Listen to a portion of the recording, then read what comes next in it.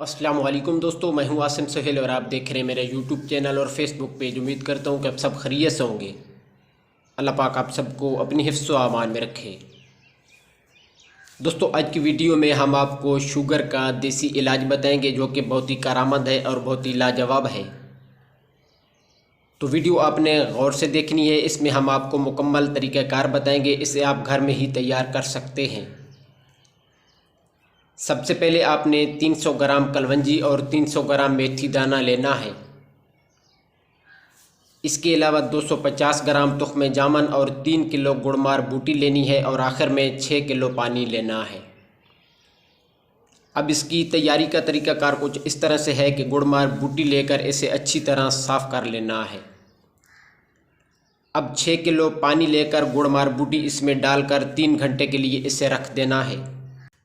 इसके बाद इसे आग पर हल्की आंच पर पकाना है और जब पानी आधा रह जाए तो इसे उतार कर रख देना है। इसके बाद बाकी सब अद्वियात को बारीक पीसकर इनका सफ़ूफ बनाकर इस पानी में डालें और फिर इसे खुश्क कर लेना है।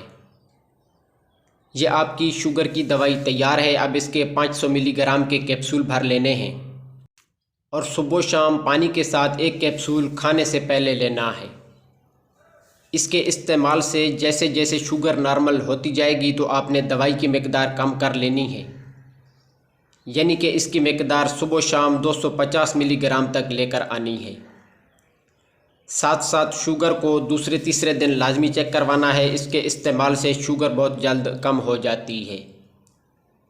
इसके साथ साथ अगर परहेज़ पर बात करें तो खाने के लिए मकई की रोटी इस्तेमाल करें और चीनी का इस्तेमाल और इसके अलावा मीठी चीज़ों का इस्तेमाल बंद करना है।